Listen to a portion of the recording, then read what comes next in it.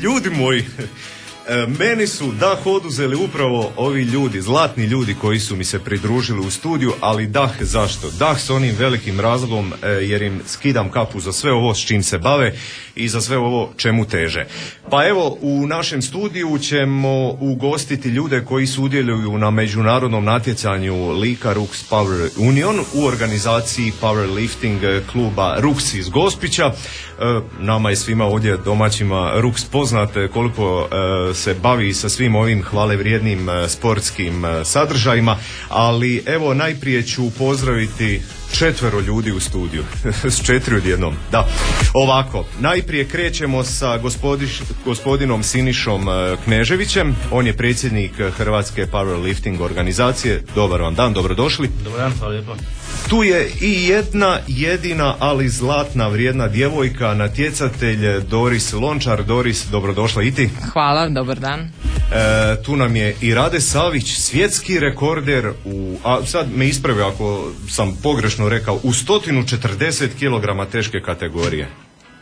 Tako je, dobar dan i pozdrav svim slušalcima Radio Gospića i svima u studiju. Pa Rade, nemoj mi zamjeriti, ali kao da ispred sebe u studiju vidim Bud Spencer. Čovječe, koliki si, ja sam čačkanska sprem tebe. No dobro, i naravno, tu je naš Mario Rukavina Rux, organizator zapravo ovog današnjeg međunarodnog natjecanja. Rux, dobrodošao i ti. Dobar dan. Evo, krenut ćemo odmah, Mario, s tobom. S obzirom da si ovo sve organizirao na najvećoj mogućoj razini i onako kako treba, reci ti meni, ovakvo natjecanje zapravo po prvi put ovdje kod nas i općenito na našim prostorima. Ovakvog tipa natjecanja prvi put, da, na ovim dijelovima općenito Europe. Evo, kad si zadnji put bio kod nas u studiju, rekao si da su pripreme u tijeku, sve si to izorganizirao. Je li bilo naporno? Da, bilo je naporno, ali evo, isplatilo se. Što to danas očekuje naše Gospićane? I koji dođu? Svi koji dođu mogu dosta vidjeti dobar powerlifting, dobre benčeve, velike kilaže, ljude sa svih strana, čak žene, i to je to. Sad kad smo već kod djevojaka, evo odmah ću Doris pitat. Doris, zašto si se ti baš odlučila? Ja bih obično rekao da je ovo jedan težak sport za cure. A ovako ti, čovječe, mišićava, glava zaboli kad vidiš. Dakle, Doris, zašto? Koji je tebi bio motiv da se baš sa ovim počneš baviti powerliftingom? Moj motiv je bio taj što sam počela prvenstveno zbog zdravlja, zato što sam prije 4 godine bolovala od 1. stupnja anoreksije. I onda sam počela zbog zdravlja i svidjelo mi se, zato što me psihički dignulo na višu razinu, a i odmah su dobri rezultati što se tiče fizičkog izgleda. I lijepo je kad dođeš na natjecanje i svi smo zajedno i to je to u stvari.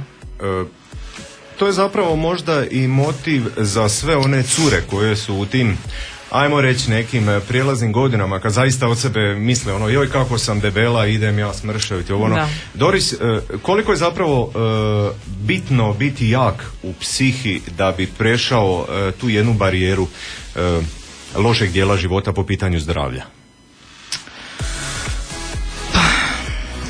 Treba si složiti u glavi da kogod ide vježbati, da treba prvenstveno zbog zdravlja ići vježbati i da se prvenstveno žene ne boje ići vježbati i misle da će, ne znam, izgledati ko muškarac ili nešto, nego da idu. Svi trebamo biti sretni sa svojim tijelom i svi se trebamo voljeti takvi kakvi jesmo, a uz to je vježbanje i to da psihički više rastemo i sretni smo s time što bolje izgledamo. Gospodine Knežević, vi ste predsjednik Hrvatske powerlifting organizacije. Ovo je zapravo susret, najjači susret sportaša, je li tako? Da, kao što je Mario spomenuo, prvi put u ovom dijelu Europe, u regiji, ali i šire u Europi se odvija ovakav događaj po uzoru na američke i ruske sustave natjecanja gdje se susreću najjači s pozivnicom. Znači ovdje na ovo natjecanje nije mogao doći bilo tko. Organizatori su pozivali, bio je uvjet, bodovni uvjet da se uđe na natjecanje, tako da se sada ovdje okuplja, ajmo reći, krema powerliftinga ovog regije. Otkad ste vi u ovome? Pa ja sam u biti sportu? Cijeli život, stvari, od 7. razreda osnovne škole, ali aktivno, znači, natjecateljska od 2012.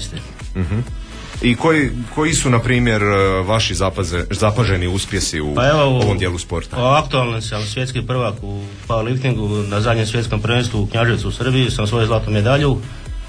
Svjetski rekorde sam u čučnju 232,5 kg.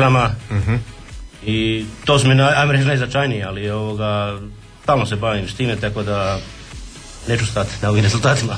I idemo mi do našeg Rade, Irska 2011. 2 zlatne medalje, educiraš mlade ljude, govorio si da si se počeo baviti nogometom, nije išlo, pa atletika, jel?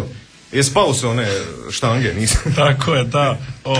Pa još jednom da pozdravim sve slušalce Radio Gospić, da kažem da sam jako presrećan što sam ovdje kod svojih prijatelja Maje Rukavine i Siniše Kneževića i jedva čekam kad ću da nastupim, a rekli ste da je to bila 2011. Ja bih se samo malo vratio da se ja ceo život bavim sportom. Prvo sam se trenirao atletiku pa fudbal, jer morate imati neku osnovnu bazu. Pa tek kasnije sam se, jer svetski od koje ćeš u stvari krenuti? Svetski prvak se ne postaje, znači, preko noći, to moram da kažem, znači da je potrebno rad, trud, odricanje, velika želja, da imate podršku i svoje porodice, da verujete to što radite. Nažalost, izašao sam sam ispred golmana, omašio gol, shvatio sam da nisam za fudbal, pa sam onda krenuo da dižem tegove i prvi put sam otišao u teretanu sa 16 godina i podigao 145 kg 3 puta i odatle nekako sve počelo. Te kilaže su bile veliki izazov za mene i 2011. godine sam prvi put otišao na svetsko prvenstvo u Irsku u GPC federaciju i uzeo 2 zlatne medalje i oborio 2 svjetska rekorda, 260 bez opreme i 370 sa opremom i nekako je odatle sve krenulo i moja neka karijera i jako sam presrećan zbog toga i nakon toga još 4-5 godina za redom sam bio evropski prvak, sad znači u 2 različite federacije, 280 u VUAP federaciji, 290 u GPC federaciji.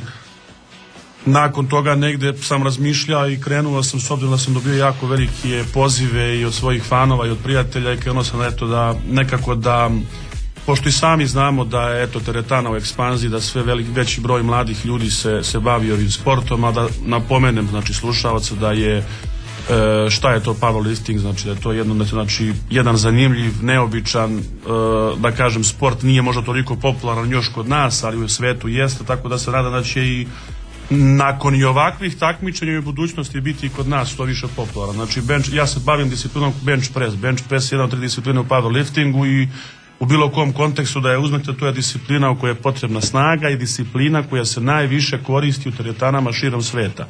Znači, svaki sportista, da li se bavio fudbalom, košarkom, rukometom, oni odlaze u teretanu jer je teretana neka osnova i podižu taj bench. To je neko merilo, da kažemo, snagi ovdje u svetu. Tako da sam ja i krenuo nakon svih mojih posjeta i rezultata da se bavim raznim seminarima, znači edukacijom mladih ljudi da se što više bave sportom, znači da slušaju, znači neko moje iskustvo, znači da mi nije išla atletika, da mi nije išao fudbal, da nisam odustao i da sam sebe pronašao u ovom sportu. Bio sam, znači, na raznim seminarima u osnovnim srednjim školama, bio sam u Maleziji, održavao sam, znači, jedan svijet, jedna nada zajedno za održivi mir, imao sastanke sa predsjednicima, kraljem, gradonačelnicima, što je bio jedan jako veliki za mene, da kažem, neka životna karijera i na neki zajednički dogovor sa mojim prijateljom Marijom Rukavinom. Eto, mi smo odlučili, dogovaramo se, znači, da 10. u mjesecu održimo jedan veliki seminar. Znači, cilj tog seminara je prvenstveno, znači, da što veći broj mladih ljudi dođe da posluša seminar. Mi ćemo zajedno, znači, pokušati da prenesemo ja moj i on njegovo iskustvo. Znači, nećemo samo pričati, nego svi koji budu došli, znači, pogledat će trening, pogledat će tehniku, pričat ćemo o ishrani, o suplementaciji, o zdravom načinu života i ja ću biti presrećen da se eto iz tog seminara rodi bar jedan šampion, pa je to za nas veliki uspeh. Znači, da kao što sam i ja prepoznavao neke ljude koji su mi bili uzor, tako i oni u nama i da prenesemo to neko, znači, naše, da kažemo, iskustvo, naše znanje na njih. Znači, mene raduje samo što je sve veći broj mladih tinejdžera, juniora, znači, da kažemo, zagrizlo i ušlo u teretane. Ajmo da ih, znači, odvratimo od lošeg načina, da ih usredimo da budu pravi sportisti jer mislim da su sportisti najveći ambasadori svoje zemlje, a opet će Mario reći još malo seminaru šta i kako. Da ne pričam ja mnogo. Ja sam mislio, Rade, da ćeš ti sat vremena još pokažem, čekaj Rade, nemoj dalje, imam Ruks. Evo sad da samo se vratimo, ovo je dobro Rade je rekao, treba mlade motivirati više za sport, manje za neke loše strane života. Reci mi, koliko su mladi ovdje na našem području zainteresirani zapravo za ovaj powerlifting? Pa što se tiče Gospića samog i po broju stanovnika dosta trenira ovdje kod nas. Čak mogu reći 90% mladih trenira što čega teretanu, rekreativno za natjecanje. Tu ima i Hrvača koji se normalno bave s tom teretanom što je obavezno u tom svemu. Tako u stvari po broju stanovnika 90% ljudi kod nas u Gospiću sigurno trenira i žene i muškarci. Kompletno što se tiče teretane. Ali evo, Rade je dobro rekao, nije to samo doći u teretanu, idem ja dići za bench uteg i tako. Znači, bitna je prehrana, bitna je zapravo ona pravilna edukacija, polaziš na osnovu od koje zapravo sve i kreće, ali tako? Bitna je prehrana i bitna je tehnika, da ne odemo u teretanu pa se polomimo, pa se na 5 mjeseci oporavljamo i što smo da napravili ništa. To. Reci ti meni, Doris, postoji li, na primjer, kad se ti ovako pojaviš na ovim natjecanjima, onako onaj odnos neki, a što će ta cura s nama tu, što ona tu radi uopće? Jel postoji tu nekakvo muško-žensko rivalstvo u ovom sportu? Pa ja mislim da ne. Mislim da ne, da što se tiče te neke naše ekipe na natjecanjima, svi se podržavamo, što je meni onak jako bitno i jako lijepo. I možda gledište sa nekih drugih strana ima taj neka šta će žena u tom sportu i sve, ali mislim da smo mi kao ekipa svi jednaki. Je li došao kad trenutak da odustaneš od ovog svega? Pa sad jedno vrijeme sam imala jednu veću pauzu, ali sam se vratila tome zato što je onako dosta naporno i htjela sam se odmoriti od svega, ali sam se vratila. Gospodine Kneževiću, budućnost ovog sporta u Hrvatskoj, kakva je? Dobro pitanje. Ja sam počeo, znači, popularizirati ovaj sport od 2012. u Hrvatskoj smo počeli i u biti u Hrvatskoj je sport počeo powerlifting 1991. Mm-hmm. Prvi nastup je bio u okviru bodybuilding nekih turnira i tako, i početkom stoljeća se počinje pomalo probijati powerlifting na natjecanjima kroz medije i tako dalje, da bi tako 2010. 12. dobio zamah, i svjedok sam da od 2012. konstantno raste broj natjecatelja, broj sportaša koji se bave ovim sportom, i to u velikim postocima na godišnjoj razini. Mm-hmm. Tako da mi to daje jedan argument da je budućnost jako svjetla i obećavajuća. Ja se nadam da će powerlifting da će biti šire prihvaćen među populacijom, zato je powerlifting, kao što je Rade spomenuo, je baza svih sportova. Ne možete imati dobrog sprintera bez dobrog čušnja, ne možete imati dobrog boksača bez dobrog benča i tako dalje. U svakom baznom sportu je ove discipline su bazne. Recite mi, kakva je suradnja između powerlifting klubova? Pa nije kao među nogometnim klubovima. Znači jako je ajmo reći, partnerski odnos i nema neke konkurencije ili neke zavisti, pomažemo jedni drugima gdje se god može, posuđujemo opremu, jer svi, znači, kuburimo s opremom, sa sredstvima, tako da uskačemo jedni drugima kad se može. Mm-hmm. Rade, evo sad ćemo tebi, samo dok ja tebi mikrofon malo približim, koliki si čovječe, 2 metra, još široku širinu. Rade, što zapravo poručiti mladima? Kako to da oni sebi u svojoj glavi nekako slože sliku, treba se baviti sportom, treba se aktivno nekako uključiti u društvo, dakle nije sve u kafićima, nije sve na mobitelima, na Facebookima. Zapravo, koji bi bio tvoj najveći onaj motivirajući razlog zašto mladi, na primjer, posjetiti teretane, zašto mladi se početi baviti sportom? Teško je zapravo današnje vrijeme mlade motivirati općenito. Pa ja bih rekao da je sport najveće bogatstvo i najveće zdravlje i nekako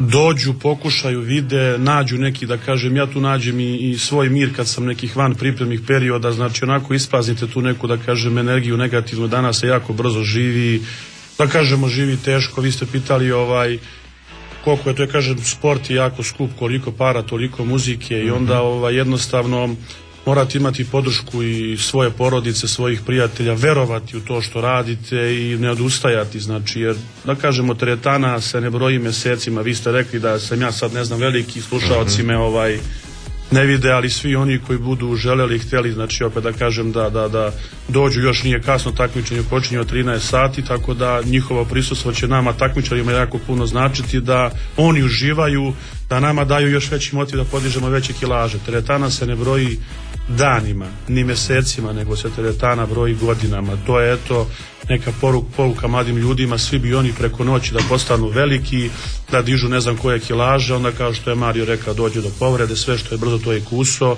znači morate telo pripremiti za neku osnovnu bazu, znači ja na primjer počeo od sebe, a mislim da tako svi rade, znači da je to neki put do uspjeha, da se takmiči, da trenirate cijele godine, u zavisnosti, znači držim formu negde 60-70%, što ne znači, znači da ja kad završim takmičenje ili oni, mi svi ne idemo u teretanu, ne, tek tad vežbamo, smanjimo intenzitet treninga, da se telo odmori, znači da posle kad krenu pripreme, znači uz određenu, znači ishranu, uz određenu suplementaciju, uz određeni trening, da priviknemo telo na što veće kilaže, jer da kažemo ovdje se podižu velike kilaže, a mali broj ponavljanja, to jest jednom, znači koliko podigneš, i poenta, znači nije samo podići teret. Vi taj teret morate na znak sudije spustiti na grudi, na znak sudije podići, na znak sudije vratiti. Imate te 3 sudije koje, znači, kažu pravila, ne smije jedna ruka da vam zaostane za drugom, tako da sad zamislite na nekim kilažama 200, 250, 300 kilograma, nije to samo poenta podići teret. To znači, postoje te tehnike kojih se moramo pridržavati. Tako je, znači, pored te fizičke snage da je bitna i mentalna. Ruks, ajmo se još malo vratiti na ovo današnje međunarodno natjecanje. Što je još možda bitno spomenuti, a da nismo sad kroz ovaj razgovor još rekli? Pa većinu smo spomenuli i ja još mogu reći da ću ja nastojati i dalje truditi se da organiziram natjecanje. Evo već u 10. mjesecu u Gospiću će biti vjerojatno prvi vikend u 10. mjesecu, isto jedno međunarodno natjecanje, ali koje će biti potrebno za sve natjecatelje, znači ne samo sa pozivnicama i neće biti nikakav uvjet što se tiče bodova. Znači bit će u 10. mjesecu i već sljedeće godine ću naravno pokušavati isti ovakav tip natjecanja ponovo da organiziram tu u Gospiću. Evo, Doris, što bi ti možda evo kao sudionica ovog natjecanja možda poručila onom ženskom dijelu slušateljstva? Znaš kakve su cure? Joj, ovo bi malo da mi onako zategnuto, ovo bi ja ovako, ono onako. Je li sve u tome baš tako, Doris? Nije sve u tom. Većina žena žele veliku guzu, mali struk. Bolje da si ti to rekla nego ja. Ne, pa realno, to je tak, da. A još ovako ispred mene, pa mislim sve vidim, ali dobro, bolje da si ti rekla. Htjela bi poručiti svim ženama da idu prvenstveno zbog sebe, bolje će se osjećati, ljepše će sve izgledat. Ti si dakle imala zaista jednu životnu situaciju, prijelomnu u svojoj psihi. Ipak si onaj pravi put našla i izgurala sve te teške trenutke. Evo ti možeš zaista biti motiv možda nekim slušateljicama, curama koje upravo sad slušaju ovaj razgovor, koje su u istoj situaciji kao i ti, tada što si bila. Što zapravo reći što je ono bitno znači za njihov kako im dati onu smjernicu? Ipak na kraju tunela ima i svjetlo, jel? Naravno, da. Pa meni je bilo svako si treba reći da možeš i kad je najteže trebaš si složiti u glavi da možeš i da ne trebaš odustati od toga i sve će doći kroz neko vrijeme. Gospodine Kneževiću, što bismo još možda, evo, vi kao predsjednik Hrvatske powerlifting organizacije, što bismo još možda rekli vi i mi našim slušateljima? Pa powerlifting nije samo sport tijela. Ja sam usudio bi se reći da je to sport i duha. Jer nema velikih težina bez velikog mentalnog angažmana. Podižući težine na treningu, pobjeđujući težine na treningu, vi se borite protiv željeza. Biofeedbackom se to vraća u sustav, u psihofizički sustav i to vam daje energiju za nove životne pobjede. Znači, ako vam bilo teško na poslu, izguštate se u teretani, dobijete neku snagu, ja to mogu, ako mogu to, moću sve. Ta se energija akumulira, znači, trenirajući tijelo, trenirajte svijest. I zato bih pozvao sve koji su još neodlučni, neka idu u teretane, neka se bave s time, jer ne morate vi dizati 250 kg na venču. Sad vas moram, dobro ste mi baš ovako dali motiv za pitanje. Svaki dan u teretani, je li to dobro? Postoji li zapravo nekakva, ajmo reći, norma koja se mora... ovisi o organizmu, ovisi o čovjeku. Možete biti svaki dan u teretani, ali ako ste svaki dan u teretani, očito možda ne trenirate kako treba. 3-4 puta je idealno, ajmo reći. Sad zavisi, velim, kako trenirate. Možete biti 6 dana u teretani, nije to problem. Ali ne možete dizati velike težine. Jer tijelo nakon... Ne umara se samo tijelo, nego i živčani sustav. Vama treba duže da se odmori glava nego tijelo. Evo dobro, Rade, možda još za kraj, opet ja te moram mikrofon približiti, još ću pasti s ove stolce. Što za kraj možda ti još želiš poručiti svima onima koji sad slušaju naš program, svima onima koji bi se htjeli odvažiti ovakvu jednu vrstu ovog sporta? Ja bi se samo još jednom nadovezao i rekao, pitali ste da li je dobro svaki dan ići u teretanu. Kažemo, znači, mnogi moji prijatelji koji su i poslovni ljudi, oni kažu, pa na šta mi radimo po ceo dan, ne stižemo. Za neke rekreativce je idealno 3 puta sedmično u početku, 45 do sat vremena. Znači, uvek svaki vlasnik teretane, znači, je, da kažemo, završio da njima pokaže i da bude tu uz njih, da ih motiviše. Mnogi moji prijatelji kada su me poslušali, oni se upale, da kažemo, mobilni telefon u 9 ujutru i znači odu pre posla od 8 do 9 i tu se onako napune, znači zakažemo, znači za nas negde je znači idealno negde 5, pošto imate 5 mišićnih, pa znači 5 puta, 4 do 5 puta, jer pošto se podižu velike kilaže, kao što je i gospodin Siniša rekao, morate ipak dan, dva odmarati, jer kad vi pomnožite te serije puta koliko ste podigli kilaža, puta ovo dobijete na neku cifru 15-20 tona u toku jednog treninga, znači morate se ipak odmoriti, hrana ipak jako presudna, tako da kažemo, svi oni koji su neodlučni, svi oni koji ne znaju šta je ovaj sport, svi oni koji bi želeli da kažem opet nešto vide danas zanimljivo, interesantno, opet neka dođu da popiju, da kažemo, eto, kaficu i uz kaficu da uživaju, pa eto, mogu se odlučiti i krenuti i oni. Ali imat će što i vidjeti. Evo, Ruks, za kraj još jednom, dakle, danas, koliko sati, gdje, još jednom? Danas u 13 sati, klub Spektakulum na terasi. Hvala vam puno, gospodo, na sudjelovanju u našem programu. Evo, zahvaljujemo se najprije Radi, kolike ste ruke kao ja cijeli čovječe. Dakle, Rade Savić, zlatni dečko, osvojio je 2 zlatne medalje. Evo, danas ćete moći vidjeti što taj dečko sve može. Zahvaljujem se i Mariju Rukavini, našem Gospićaninu, našem dragom Ruksu, koji je organizator ovakvog jednog međunarodnog natjecanja, hvale vrijednog. Hvala tebi, Doris, što si došla. Hvala ti što si se izvukla iz tog teško životnog trenutka u onom pravom smjeru. I želim ti puno sreće, puno sportskih aktivnosti i puno dobre volje. Gospodine Kneževiću, evo, vama kao predsjedniku Hrvatske powerlifting organizacije želim i dalje isto puno uspjeha i da se opet vidimo u Gospiću. Hvala lijepo, vidit ćemo se u 10. mjesecu.